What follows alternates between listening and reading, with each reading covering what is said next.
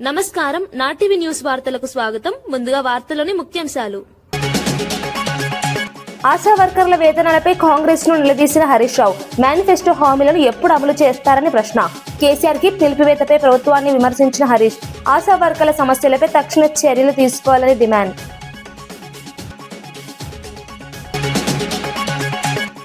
మిట్టల project credit పై చంద్రబాబుపై జగన్ తీవ్ర విమర్శలు. భూములు ఇచ్చింది తమ ప్రభుత్వమేనని జగన్ స్పష్టీకరణ. అబద్ధపు ప్రచారాలతో ప్రజలను మోసం చేస్తున్నారని ఆరోపణ. ప్రాజెక్టులపై నిజాలు వెల్లడించాలని ప్రభుత్వానికి జగన్ డిమాండ్.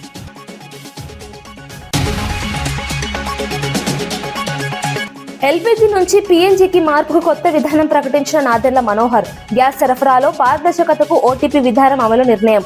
బ్లాక్ మార్కెటింగ్ అరికట్టేందుకు కఠిన చర్యలు తీసుకుంటామని హెచ్చరిక.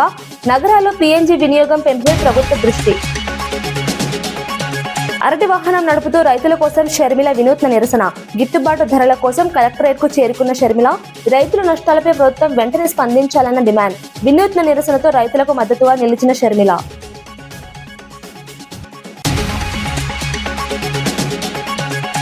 హైదరాబాద్ నగరంలో ఇంధన కొరత లేదని సిపి సజ్జనార్ స్పష్టం చేశారు.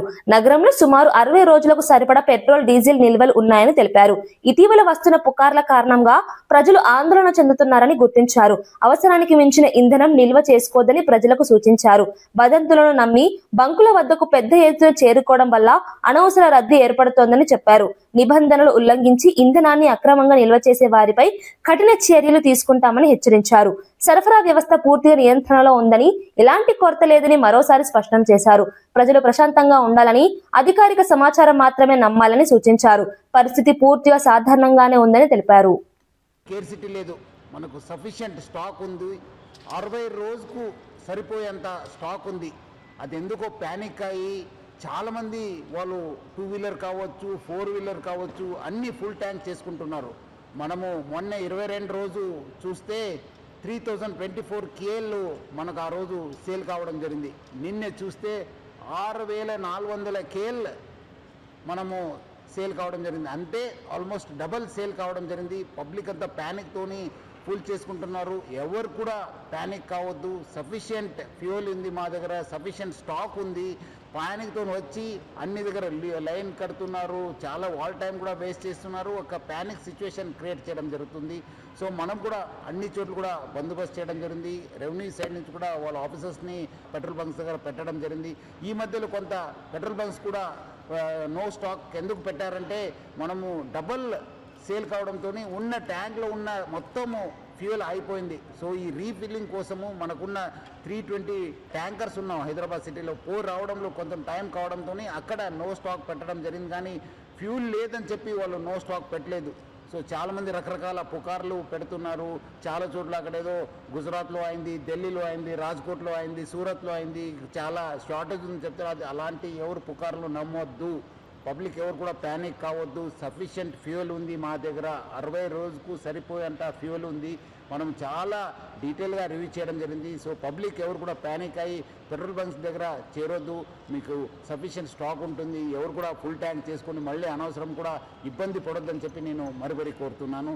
అదేవిధంగా పెట్రోల్ బంక్స్ ఎవరెవరు ఉన్నారు, హెచ్పిఎస్సిఎల్, ఐఓసిఎల్, బీపీసీఎల్, నైరా వాళ్ళతో, ప్లస్ అదేవిధంగా రిలయన్స్ యాజమాన్యతో కూడా మనము టచ్లో ఉన్నాను. వాళ్ళతో కూడా మాట్లాడడం జరిగింది. వాళ్ళు కూడా ఇదే చెప్తున్నారు, ఏమంటే అనవసరం ప్యానిక్ సిచ్యువేషన్ క్రియేట్ అయింది సార్. సో అలాంటి పరిస్థితి లేదు, సఫిషియెంట్ ఫ్యూయల్ ఉందని కూడా వాళ్ళు తెలియపరిచారు. కొన్ని చోట్ల ఈ వీడియో సర్క్యులేట్ అవుతున్నాయి. ఎందుకంటే చాలా లైన్స్ ఉండడంతో సోషల్ మీడియాలో బాగా సర్క్యులేట్ కావడం జరుగుతుంది. ఇక్కడ రష్ ఉంది, ఇక్కడ రష్ ఉంది, ఇక్కడ నో స్టాక్ బోర్డు ఉందని చెప్పి.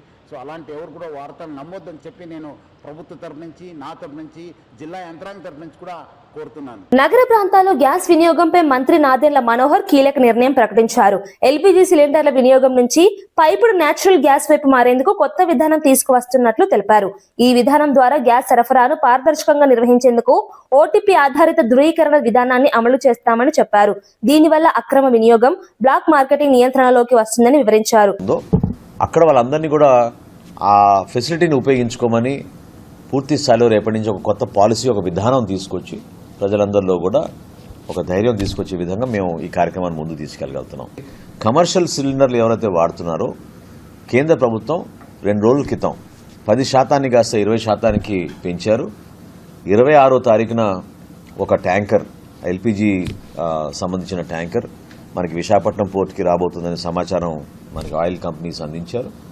గ్రామీణ ప్రాంతాల కోసం, ప్రత్యేకంగా గిరిజన ప్రాంతాల కోసం కేంద్ర ప్రభుత్వం అందించిన 2,800 కిలోలీటర్ల కిరోసిన్ అది మాకు ఆల్రెడీ అందుబాటులోకి వచ్చింది. ఏ విధంగా ఆ ప్రాంతాల్లో మనం దీన్ని సరఫరా చేయగలుగుతామో దానిపైన మేము అధ్యయనం చేస్తున్నాం. కేంద్ర ప్రభుత్వం ఆదేశాల మేరకు మార్చి 9వ తారీఖున గ్యాస్ సరఫరా ఎసెన్షియల్ కమోడిటీస్ యాక్ట్ కింద తీసుకొచ్చినప్పుడు గ్రామీణ ప్రాంతాల్లో ఒకసారి సిలిండర్ తీసుకుంటే రెండోసారి మీరు బుకింగ్ చేయడానికి 45 రోజులు కాల వ్యవధి అవసరం. పట్టణ ప్రాంతాల్లో 25 రోజుల సమయం అవసరం. నిన్న మా లెజిస్లేచర్ పార్టీ సమావేశంలో పవన్ కళ్యాణ్ గారి అధ్యక్షతన జరిగిన సమావేశంలో డీలిమిటేషన్ అనేది ప్రధానంగా చర్చకు వచ్చింది. గౌరవ ఉప ముఖ్యమంత్రి గారు ఇచ్చిన సూచన మేరకు త్వరలోనే జనసేన పార్టీలో సబ్ కమిటీ ఏర్పాటు చేసుకుని దానిపైన పూర్తి అవగాహన, at the same time party పరంగా మేము ఏ విధంగా సిద్ధమవ్వాలి, ఎటువంటి ప్రజెంటేషన్స్ చేయాలి, ఎందుకంటే గతంలో అనుభవం ఉంది కాబట్టి డీలిమిటేషన్ కమిషన్ ముందు మనం చేయాల్సిన ప్రజెంటేషన్స్, ఆ డేటా సేకరించడానికి కోసం సబ్ కమిటీ ఏర్పాటు చేయమని చెప్పారు. ప్రజలకి మరింత సేవ చేసే అవకాశం కూడా ఖచ్చితంగా దీని ద్వారా పెరుగుతుంది. ఎందుకంటే ప్రజాప్రతినిధులు ఈ రోజున లక్షల సంఖ్యలో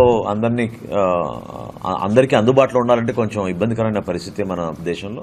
మిట్టల్ స్టీల్ డేటా సెంటర్ ప్రాజెక్టులపై మాజీ సీఎం వైఎస్ జగన్ ఘాటు వ్యాఖ్యలు చేశారు. ఈ ప్రాజెక్టుల క్రెడిట్ ను సీఎం చంద్రబాబు దొంగిలిస్తున్నారని ఆరోపించారు. నక్కపల్లిలో భూములు ఇచ్చింది తమ ప్రభుత్వమేనని గుర్తు చేశారు. ఆ సమయంలో రాని మిట్టల్ కంపెనీ ఇప్పుడు ఎలా వచ్చిందని ప్రశ్నించారు.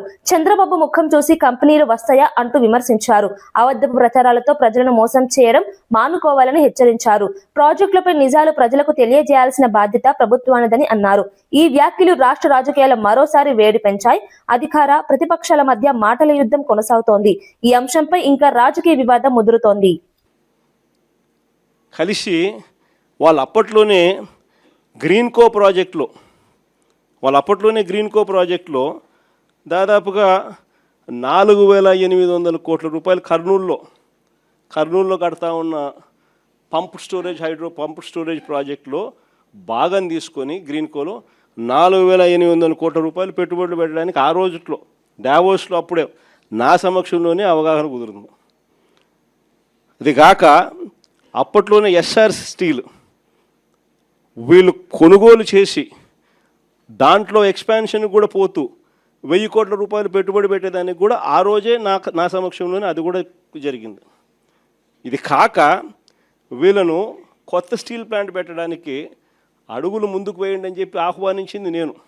రాష్ట్రానికి ఆహ్వానించి రమ్మని చెప్పి వాళ్ళకి చెప్పి వాళ్ళు అధికారులకు కూడా చెప్పిన వాళ్ళు వస్తున్నారు, వాళ్ళకి ఎక్కడెక్కడ మనం భూములు ఇవ్వగలుగుతామో చూపించండి అని చెప్పి వాళ్ళు రావడము, మన అధికారులు ఫస్ట్ కాకినాడ SCZలో భూములు చూపించినారు, తర్వాత మూలపేటలో వీళ్ళు రావడానికి భూములు చూపించారు, తర్వాత నక్కపల్లిలో మన హయాంలోనే వీళ్ళకి భూములు చూపించినారు. చూపించిన తర్వాత నక్కపల్లిలో వీళ్ళు ఎన్నికలకు మునిపే రావడము, నక్కపల్లిలో భూములు కూడా చూసుకోవడము, భూములు వాళ్ళకు నచ్చడము, అక్కడ ఆల్రెడీ అప్పటికే APIC భూములు మన దగ్గర ఉన్నాయి. ఆ భూముల్లో నుంచి వీళ్ళకి 2,200 ఎకరాలు మనం అప్పటికే సూత్రప్రాయంగా వీళ్ళకి ఇవ్వడం కూడా జరిగింది. సూత్రప్రాయంగా ఇచ్చేదానికి అడుగులు ముందుకు కూడా వేశాం. ఈ లోపల ఎన్నికల కోడ్ వచ్చింది. ఇది జరిగింది. ఇక్కడ చూస్తే ఎన్నికలు అయిపోయిన తర్వాత చంద్రబాబు నాయుడు గారు మనం అంత దూరం తీసుకొచ్చిన ప్రక్రియను ముందుకు తీసుకుపోయినాడు. అంతే ఈయన చేసింది. ఓ జూమ్ కాల్ పెట్టుకున్నాడు, మాట్లాడినాడు, అంతే. ఇప్పుడు చూస్తే పేపర్ చూస్తే ఏమనిపిస్తుంది, అసలు మిట్టల్ అనేవాడు చంద్రబాబు నాయుడు సుందర ముఖార విందాన్ని చూసి వచ్చినట్టుగా బిల్డప్. ఆ గూగుల్ కూడా అంతే. అప్పుడు కూడా అంతే. అదాన్ని తీసుకొచ్చింది మనం, గూగుల్ని తీసుకొచ్చింది మనం. ఏదన్నా చూసుకో. చివరికి ఆశ్చర్యం కలిగించే విషయం ఏమిటనంటే ఇదే నక్కపల్లిలో 2023లోనే మనకు బల్క్ డ్రగ్ పార్కు 13 రాష్ట్రాలతో మనం పోటీపడి కేంద్ర ప్రభుత్వం కూడా బల్క్ డ్రగ్ పార్కు కట్టడానికి సహాయ సహకారాలు అందించేందుకు 1,000 కోట్ల రూపాయలు డబ్బులు కూడా ఇచ్చేందుకు కూడా ముందుకు వచ్చి వాళ్ళు అడుగులు ముందుకు వేసినారు 2023లోనే. మనకు అది నక్కపల్లిలో దానికి సంబంధించిన ల్యాండ్ కూడా వాళ్ళకు చూపించి 13 రాష్ట్రాలతో పోటీపడి మనం బల్క్ డ్రగ్ పార్క్ కూడా తీసుకొచ్చినాం రాష్ట్రానికి. ఇప్పటికీ 2023లో పార్క్ తీసుకొచ్చినాము. ఇప్పుడు చంద్రబాబు నాయుడు వచ్చి 2 సంవత్సరాలు అయిపోయింది. ఇప్పటికీ ఆ బల్క్ డ్రగ్ పార్కు అడుగులు ముందుకు పడ్డంలా కొన్ని లక్షల కోట్ల పెట్టుబడులు, కొన్ని వేల ఉద్యోగాలు కార్యక్రమం దానివల్ల జరుగుతుంది.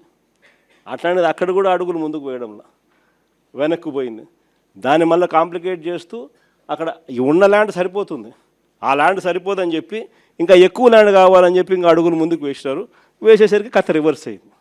ఆశా వర్కర్ల వేతనాల అంశంపై మాజీ మంత్రి హరీష్ రావు కాంగ్రెస్ ప్రభుత్వాన్ని ప్రశ్నించారు. ఎన్నికల మేనిఫెస్టోలో 18,000 వేతనం ఇస్తామని హామీ ఇచ్చారని గుర్తు చేశారు. ప్రస్తుతం ఆశా వర్కర్లు నిరసనలు చేపడుతున్నారని తెలిపారు. ఇచ్చిన మాట ప్రకారం ఎప్పుడు అమలు చేస్తారో చెప్పాలని డిమాండ్ చేశారు. కేసీఆర్ కిట్ పథకాన్ని నిలిపివేయడం వల్ల ప్రభుత్వ ఆసుపత్రుల్లో ప్రసవాలు తగ్గాయని అన్నారు. ఇన్స్టిట్యూషనల్ డెలివరీలు 20% తగ్గడం ఆందోళనకరమని పేర్కొన్నారు. ఈ పరిస్థితిపై ప్రభుత్వం ఏ చర్యలు తీసుకుంటుందో స్పష్టం చేయాలని కోరారు. కేసీఆర్ కిట్ పథకాన్ని మళ్లీ ప్రారంభించాలన్నారు. ప్రజా సంక్షేమంపై ప్రభుత్వం స్పష్టత ఇవ్వాలని డిమాండ్ చేశారు. ఈ వ్యాఖ్యలు రాజకీయ చర్చకు దారితీశాయి. నంబర్ 3 మైనార్టీ వెల్ఫేర్ పద్దులు ఇంతవరకు అక్కడ పెట్టలేదు. అంటే మీరు ఇప్పటిదాకా బుక్కులే ఇవ్వకపోతే మెంబర్స్ ఎప్పుడు చదువుకుంటారు, రేపు పద్దుల మీద ఎట్లా మాట్లాడతారు? మీరు సాయంత్రం 5 గంటల వరకు కట్ మోషన్ సబ్మిట్ చేయాలని అన్నారు. అసలు ఆ పద్దేంతో, ఆ పద్దులో ఏం ప్రతిపాదించిందో ప్రభుత్వం ఆలోచన లేకుండా, దాన్ని చదువుకోకుండా మేము ఎట్లా కట్ మోషన్స్ ఇవ్వగలుగుతాం? సభ్యులు ఏ రకంగా మాట్లాడతారు? అంటే ఈ ప్రభుత్వానికి శాసనసభ అంటే ఇంత పట్టు లేకుండా ఉంటే ఇది కరెక్ట్ కాదు సార్. దయచేసి మీరు మా రెస్క్యూకు రావాలి. మీరు ఆ ప్రభుత్వ ఉన్నతాధికారులను పిలిపియండి. ఇది శాసనం నడిపే పద్ధతి అయితే కాదు అధ్యక్ష. మేము ఈ రకంగా ఇది నడిపే పద్ధతి అయితే కాదు. నంబర్ 1. నంబర్ 2 అధ్యక్ష, సభ కూడా మీరు మా తీవ్ర నిరసన తెలియజేయడానికి నేను మైక్ తీసుకున్నా అధ్యక్ష. ఈ రోజు ఉదయం కూడా సభ 10 గంటల 6 నిమిషాలకు స్టార్ట్ అయింది. ఏ రోజు 10 గంటలకు ఉదయం సభ స్టార్ట్ కావడం లేదు. నంబర్ 1. నంబర్ 2 అధ్యక్ష, టీ బ్రేక్ ఫర్ 10 minutes అంటున్నారు. మొన్న ముఖ్యమంత్రి గారు ఢిల్లీకి వెళ్ళి రావాలని 4 గంటలు హౌస్ 10 minutes టీ బ్రేక్ అని 4 గంటలు సభ మళ్ళీ బెల్లు కొట్టలేదు, సభ స్టార్ట్ కాలేదు. నిన్న ఆ రోజు ముఖ్యమంత్రి గారు అంతసేపు మాట్లాడినాక మా క్లారిఫికేషన్ కూడా ఇవ్వకుండా మేము 4-5 గంటలు ఇక్కడ కూర్చొని పేషెంట్ గా ఉండి ముఖ్యమంత్రి గారి సమాధానం విని క్లారిఫికేషన్ అడిగితే కూడా మాకు ఇవ్వకపోతే మేము ఎందుకు కూర్చోవాలి ఈ సభలో, మాకు అయితే అర్థమవుతలేదు. నంబర్ 2, నిన్న కూడా అధ్యక్ష, నిన్న కూడా ఏమైంది, 10 minutes టీ బ్రేక్ అన్నారు. 12 గంటలకు కొడితే నేను 3:30 వరకు నేను మాట్లాడాల్సిన స్పీకర్ను 3:30 గంటలు ఎప్పుడు బెల్లు కొడతారో అని ఇక్కడ కూర్చుంటే 3:30 గంటలు 10 minutes టీ బ్రేక్ అని ఇట్లా ఆపి సభ నడిపే పద్ధతి ఇది కరెక్ట్ కాదు. ఈ రోజు 10 minutes టీ బ్రేక్ అన్నారు. ఇవాళ బట్టి గారు ప్రిపేర్ అవుతున్నారు, ఉప ముఖ్యమంత్రి గారు అని చెప్పి 1:30 నుంచి బెల్లు కొట్టారు, రారు. మరి 10 నిమిషాలు టీ బ్రేక్ అని 1:30 సేపు ఈ సభను ఇష్టారాజ్యంగా నడిపే పద్ధతి కరెక్ట్ కాదు. ఇట్లా మీరు సమయపాలన పాటించకపోవడం కానీ, ఇప్పటి వరకు పద్దులకు సంబంధించినటువంటి పుస్తకాలు రాకపోవడం కానీ, అదేవిధంగా మాకు బుక్స్ కూడా ఇవ్వకపోవడం, క్లారిఫికేషన్స్ ఇవ్వకపోవడం వల్ల ఈ రోజు బట్టి గారి రిప్లైని బీఆర్ఎస్ పార్టీ తీవ్ర నిరసన తెలియజేస్తూ ఈ సభ నడుపుతున్న తీరుకు మాకు మా క్లారిఫికేషన్స్ కి అవకాశం మన ముఖ్యమంత్రి గారు గవర్నర్ ప్రసంగం సందర్భంగా ఇవ్వనందుకు, సమయానికి బుక్స్ ఇవ్వనందుకు మా నిరసన తెలియజేస్తూ ఈ రోజు మేము బట్టి గారి రిప్లైని వాకౌట్ చేస్తున్నాం. కాంగ్రెస్ పార్టీకి రాజీనామా చేసిన జీవన్ రెడ్డి కీలక వ్యాఖ్యలు చేశారు. మధ్యాష్ కి చిన్నారెడ్డి వంటి సీనియర్ నేతలను పక్కన పెట్టి వేం నరేందర్ రెడ్డికి రాజ్యసభ సీటు ఇవ్వడం సరైన నిర్ణయం కాదని అన్నారు. పార్టీలో సీనియర్లకు గౌరవం ఇవ్వాల్సిన అవసరం ఉందని స్పష్టం చేశారు. ముఖ్యమంత్రి రేవంత్ రెడ్డి సీనియర్ నాయకులను పట్టించుకోవాలని సూచించారు. గత 2 సంవత్సరాలుగా పార్టీలో ఎన్నో ఇబ్బందులు ఎదుర్కొన్నానని తెలిపారు. తనకు తగిన గుర్తింపు ఇవ్వలేదని అసంతృప్తి వ్యక్తం చేశారు. పార్టీ వ్యవహారాల్లో పారదర్శకత ఉండాలని కోరారు. ఈ వ్యాఖ్యలతో కాంగ్రెస్ పార్టీలో అంతర్గత విభేదాలు బయటపడ్డాయి. ఈ పరిణామం రాష్ట్ర రాజకీయాల్లో చర్చకు దారితీస్తోంది. భవిష్యత్తులో పార్టీపై దీని ప్రభావం ఎలా ఉంటుందన్నది ఆసక్తికరంగా మారింది. నాకు ఎదురు పర్లో పోయేదేంది అంటూ నేను మనం పోయేదేందని చెప్పర్రా, పోరాడదామా వద్దా చెప్పండి, పోరాడదామా వద్దా? మరి ఇక్కడ అడగదొక్కబడదామా? ఎంతకాలం ఈ అవమానాలు, ఎంతకాలం ఈ అవమానాలు, ఎంతకాలం ఈ మానసిక క్షోభ? అంటే కాంగ్రెస్ పార్టీ నుంచి ఎవడు ఎదగద్దు, కాంగ్రెస్ పార్టీ నుంచి ఎవడు ఎదగద్దు. నీ చెప్పు చేతుల్లో ఉండేటోడు, నీ దయా దాక్షిణ్యాలకు లొంగేటోడు, నీ అడుగులకు మడుగులు ఎత్తటోడు, వాడు మాత్రమే కాంగ్రెస్ పార్టీలో కొనసాగాలి.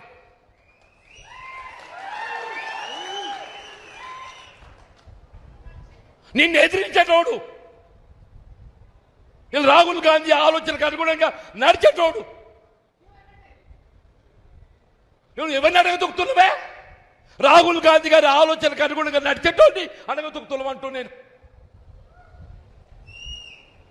నువ్వు అడగదొక్కేది ఎవరిని కాదు, రాహుల్ గాంధీ గారి ఆలోచనకు అనుగుణంగా నడిచేటోడిని నువ్వు అడగదొక్కుతున్నావు అని చెప్పంటూ నేను.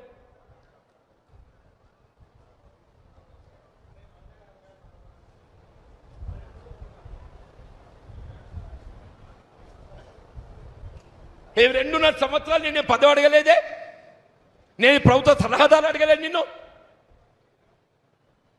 కార్పొరేట్ చైర్మన్ అడగలే. పిసిసి అధ్యక్షురాలు వైఎస్ షర్మిల కడప జిల్లాలో వినూత్న నిరసన చేపట్టారు. అరటి రైతులు ఎదుర్కొంటున్న సమస్యలను ప్రభుత్వ దృష్టికి తీసుకెళ్లేందుకు స్వయంగా అరటి పండ్ల వాహనాన్ని నడుపుకుంటూ కలెక్టరేట్ కు చేరుకున్నారు. మార్కెట్ లో గిట్టుబాటు ధరలు లేక రైతులు తీవ్రంగా నష్టపోతున్నారని ఆవేదన వ్యక్తం చేశారు. రైతులకు తక్షణమే పరిహారం చెల్లించాలని డిమాండ్ చేశారు. ధరల పతనం వల్ల రైతుల ఆర్థిక పరిస్థితి దెబ్బతిందని చెప్పారు. ప్రభుత్వం వెంటనే స్పందించి సమస్యకు పరిష్కారం చూపాలని కోరారు. అనంతరం కలెక్టర్ కు వినతి పత్రం సమర్పించారు. ఈ నిరసనకు రైతుల నుంచి మద్దతు లభించింది.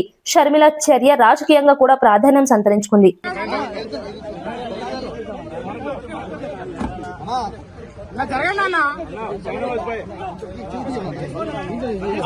కెమెరా కట్టి ఉన్నారు, సైడ్ అన్న కొంచెం.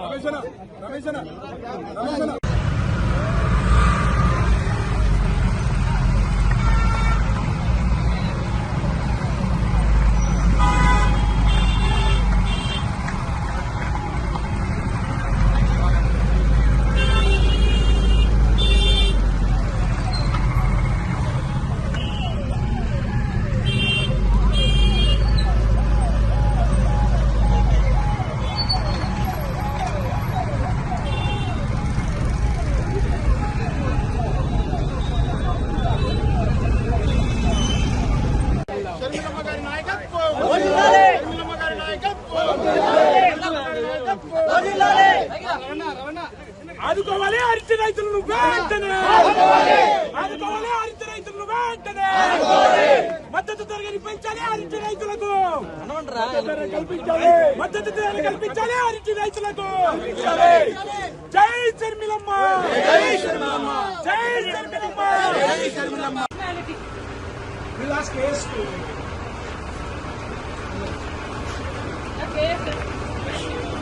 అన్నా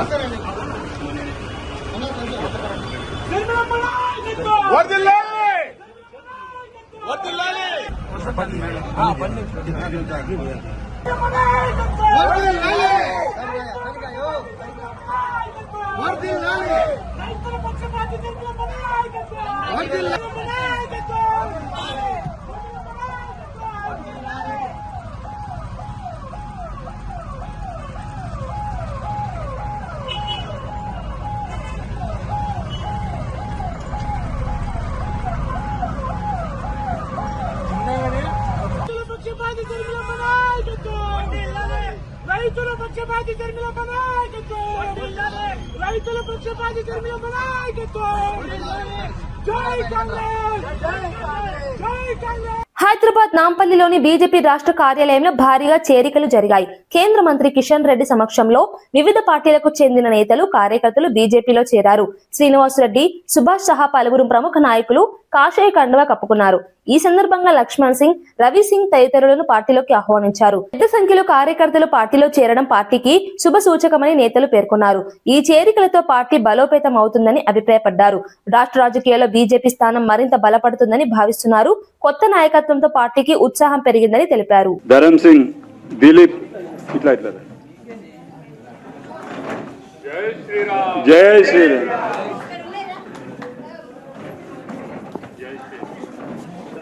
వెల్కమ్. శివరాజ్, దేవి, జయ, నాగేష్, శ్రీలత, కోమల్ సింగ్, రాజు వర్మ, రాజేష్, తుల్జారాం, గణేష్. పెద్ద మనిషి వచ్చిండే కదా. అవు చిచ్చా అయ్యే ऊपर है वाला बाबा है. कमल सिंह, महादेव सिंह, महेंद्र सिंह, पांडु, सूरज सिंह, అక్కడ చొక్కు స్వాగత్.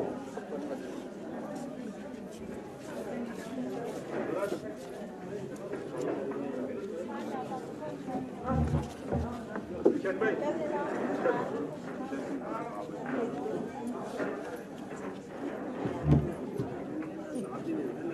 ఇక్కడ 4 సంవత్సరాల నుంచి ఇక్కడనే ఉన్నాను.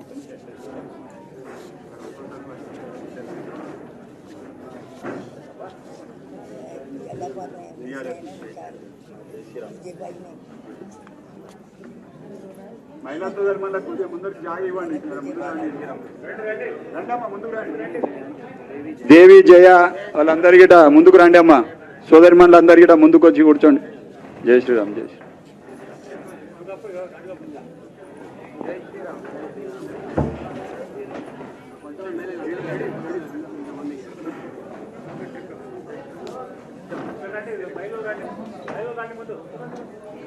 సోదరి మండలి కొద్దిగా జాగా ఇవ్వండి. ఫస్ట్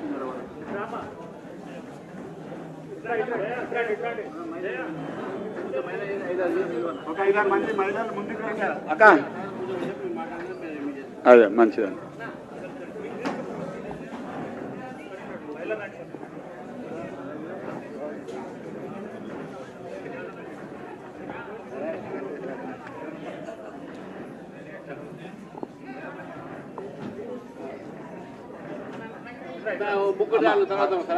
అక్క రకండి.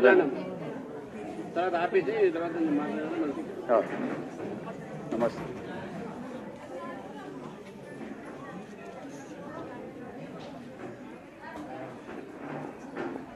చాలా చాలా సంతోషం. ఇంత పెద్ద సంఖ్యలో మన కార్యాలయానికి విచ్చేసి కిషన్ నాయకత్వాన పార్టీలో చేరడం చాలా శుభదాయకం.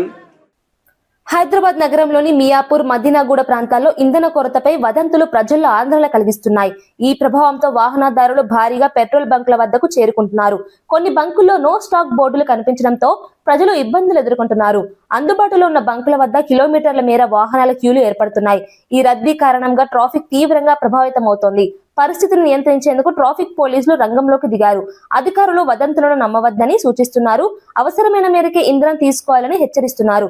పరిస్థితి క్రమంగా సాధారణ స్థితికి వస్తుందని అధికారులు చెబుతున్నారు.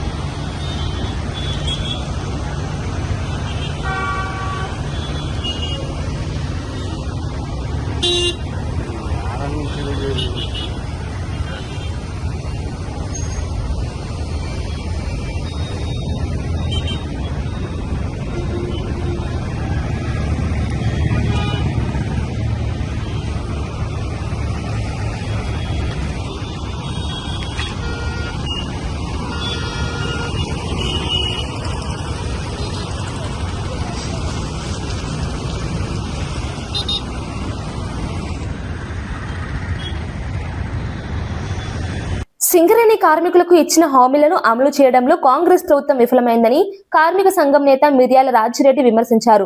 మెడికల్ బోర్డుల నిర్వహణలో జాప్యం జరుగుతోందని తెలిపారు. ఉద్యోగ నియామకాలలో ఆలస్యం కారణంగా కార్మికులు ఇబ్బందులు పడుతున్నారని అన్నారు. తప్పుడు లెక్కలతో సంస్థను నష్టాల్లోకి నెడుతున్నారని ఆరోపించారు. పెండింగ్ లో ఉన్న 317 మందికి వెంటనే నియామక పత్రాలు ఇవ్వాలని డిమాండ్ చేశారు. సమస్యలు పరిష్కరించకపోతే ప్రజాభవన్ ముట్టడిస్తామని హెచ్చరించారు. కార్మికుల హక్కుల కోసం పోరాటం కొనసాగుతుందని స్పష్టం చేశారు.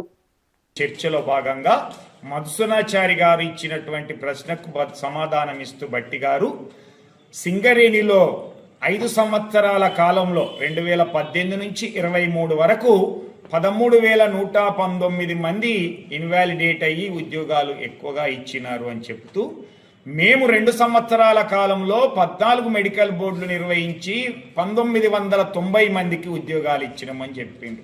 మీరు చెప్పిన దాంట్లోనే ఈరోజు ఆ 5 సంవత్సరాల్లో 115 మెడికల్ బోర్డులలో 13,000 మంది అంటే 114 మందికి ఒక్కొక్క బోర్డుకు ఇచ్చినటువంటి ఉద్యోగాలు. కానీ మీరు పెట్టినటువంటి 14 మెడికల్ బోర్డులలో ఒక్కొక్క బోర్డుకు 142 మంది ఇన్వాలిడేట్ అయినరు అనేటువంటిది. కాబట్టి ఎవరి కాలంలో ఏ బోర్డులో ఎంతమందిని ఇచ్చిండ్రు అనేటువంటిది అర్థం చేసుకోవాలి అనేటువంటిది కాంగ్రెస్ ప్రభుత్వానికి తెలియజేస్తా ఉన్నాం. ఈరోజు స్కాములకు స్కీములకు నిలయమైనటువంటి కాంగ్రెస్ ప్రభుత్వం వాళ్ళ యొక్క తప్పిదాల్ని కప్పిపుచ్చుకోవడానికి లేదా అధికారులకు అనుకూలంగా ఉంటూ నిర్ణయాలు తీసుకున్న అనేక స్కాములు జరుగుతూ ఉంటే ఓబీ కాంట్రాక్టర్లకు అనుకూలంగా 9 బ్లాక్ రద్దు చేసినటువంటిది అయితేంది, ఇందారంలో ఉన్నటువంటి స్కామ్ అయితేంది, ఎస్ఆర్పి ఓసీలో స్కామ్ అయితేంది, అలాగే సమంత సిహెచ్పి అయితేంది, సత్తుపల్లిలో జరిగినటువంటి ఓబీ కాంట్రాక్టర్లు అయితే ఇవన్నీ స్కామ్లతో పాటుగా ఎస్టీపీపీలో నిర్మాణంలో 800 మెగావాట్స్ నిర్మాణంలో దాదాపుగా 1500 కోట్ల రూపాయల ఎక్సెస్ అయితేంది, ఎఫ్జిడి నిర్మాణంలో 200 కోట్ల రూపాయల అధికమైతేంది. ఇలాంటి నిర్ణయాల వల్లనే ఈరోజు కంపెనీ నష్టపోతుంది, ఆర్థికంగా దివాలా తీసే పరిస్థితి ఉన్నది. దీనికి తోడుగా ఈ 2 సంవత్సరాల కాలంలో లేని ప్రొడక్షన్ని, రాని ప్రొడక్షన్ని, తీయని ప్రొడక్షన్ని కాగితాల మీద చూపించి దానికి లాభాలు వచ్చేటట్టుగా చేసి ఆ లాభాల నుంచి ఇన్కమ్ ట్యాక్స్ కంపెనీ కట్టేటట్టుగా ఈరోజు రాష్ట్ర ప్రభుత్వానికి ఇచ్చేటువంటి సెస్సులు అయితేంది, వాటా అయితేంది, అలాంటిది ఇన్కమ్ ట్యాక్స్తో పాటుగా డిఎంఎఫ్టి ఫండ్ కట్టడం అయితేంది, సిఎస్ఆర్ నిధులు ఇవ్వడం అయితేంది. ఇలాంటి వాటి వలన లేని ప్రొడక్షన్ కూడా డబ్బులు చెల్లించడం వల్ల ఈరోజు సంస్థ నష్టపోతున్నది. అధికారుల ప్రణాళిక లోపం వల్ల ఈరోజు ఏఎల్పి అయితేంది, శాంతికన్ లాంటి వాళ్ళు నష్టాలు చూపుతున్నటువంటి దాన్ని R&Dగా దాన్ని చూపించి కేంద్ర ప్రభుత్వ వాటాను కూడా మనం తీసుకోరేటట్టు చేసినట్లయితే ఈ సంస్థ మనుగడ అనేది కొనసాగుతుంది. అందుకే కాంగ్రెస్ ప్రభుత్వం కార్మికులకు ఇచ్చినటువంటి హామీలను నెరవేరుస్తూ ముఖ్యంగా మెడికల్ బోర్డులను వెంటనే నిర్వహించి వాళ్లకు ఉద్యోగావకాశాలు కల్పించడంతో పాటుగా 10వ నెల నుంచి పెండింగ్ లో ఉన్నటువంటి ఈ యొక్క ఉద్యోగ నియామక పత్రాలు కూడా దాదాపుగా 317 మంది ఉన్నారు, వాళ్లకు వెంటనే ఇవ్వాలనేటువంటిది తెలంగాణ బొగ్గని కార్మిక సంఘం డిమాండ్ చేస్తూ వీటిని హామీలను నెరవేర్చకపోయినట్లయితే, మెడికల్ బోర్డు నిర్వహించకపోయినట్లయితే ప్రజాభవన్ ముట్టడటువంటిది TBGKS ఆధ్వర్యంలో బీఆర్ఎస్ పార్టీ సహకారంతో ఈ యొక్క ఉద్యమ కార్యాచరణ ప్రకటిస్తామని తెలియజేస్తా ఉన్నాం. వార్తలు ముగించే ముందు ముఖ్యాంశాలు మరోసారి. ఆశా వర్కర్ల వేతనాలపై కాంగ్రెస్ ను నిలదీసిన హరీష్ రావు. మేనిఫెస్టో హామీలను ఎప్పుడు అమలు చేస్తారని ప్రశ్న. కేసీఆర్ కి నిలిపివేతపై ప్రభుత్వాన్ని విమర్శించిన హరీష్. ఆశా వర్కర్ల సమస్యలపై తక్షణ చర్యలు తీసుకోవాలని డిమాండ్.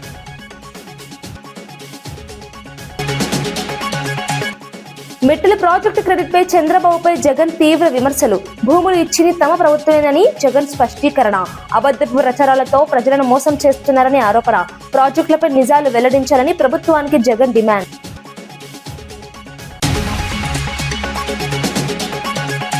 ఎల్పీజీ నుంచి పీఎన్జీకి మార్పుకు కొత్త విధానం ప్రకటించిన నాదెండ్ల మనోహర్. గ్యాస్ సరఫరాలో పారదర్శకతకు ఓటీపీ విధానం అమలు నిర్ణయం.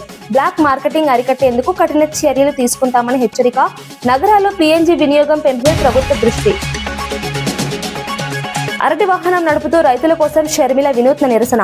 గిట్టుబాటు ధరల కోసం కలెక్టరేట్ కు చేరుకున్న షర్మిల రైతుల నష్టాలపై ప్రభుత్వం వెంటనే స్పందించాలన్న డిమాండ్. వినూత్న నిరసనతో రైతులకు మద్దతుగా నిలిచిన షర్మిల.